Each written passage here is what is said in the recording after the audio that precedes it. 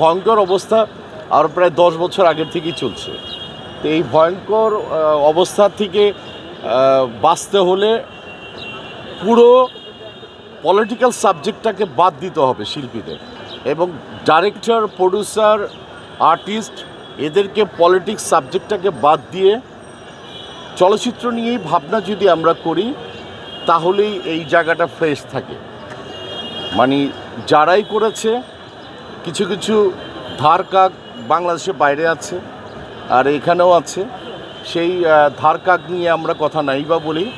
দিন শেষে এটুকুই বলবো যে যতই দূরে থাকি না কেন এই চলচ্চিত্র দিয়ে আমি ওমর সানি এটাকে অনেক ভালো জায়গায় দেখতে চাই এবং ভালো কিছু করতে চাই। আমার মনে হয় যে অবস্থায় গভর্নমেন্ট থাকুক না কেন, চলচ্চিত্রটাকে, এই শিল্পটাকে এবং বাংলাদেশটাকে বাঁচাতে গেলে আমাদের যে সংস্কৃতি এটাকে বাঁচাতে হবে। কেউ যদি কোনো দিন ফিল করে যে ডেকে কোনো দায়িত্ব দেওয়ার দরকার নেই, আমার দায়িত্ব নেওয়ারও দরকার নেই, যে চলচ্চিত্র উন্নয়নের জন্য কি কি করা উচিত, আমার মনে হয় ডেফিনেটলি আমি থাকব। এবং আপনারা জানেন প্রিয়দর্শিনী মৌসুমীও থাকবে, সে বাংলাদেশের বাইরে আছে।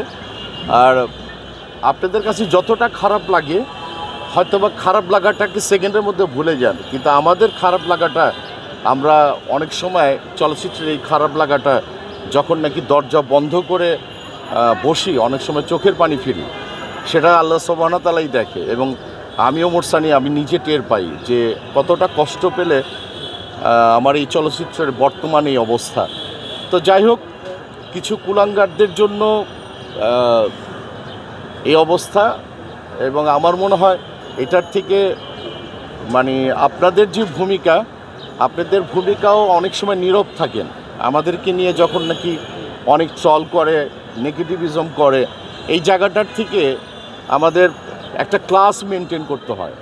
আমার মনে হয় শিল্পী যখন আপনারা ক্লাস মেনটেন করবেন, আপনারা যারা সাংবাদিক আছেন আপনারাও আমার মনে হয় ক্লাস মেনটেন করে আমাদের কাছে আসলে সেই জায়গাটা হয়। এখন ADF গ্রেডের মানে সাংবাদিক এসে আমাকে ক্লাস শিখাবে, সেটা তো আমি শিখতে যাব না। নিরপেক্ষ, সত্য প্রকাশে আপোষহীন।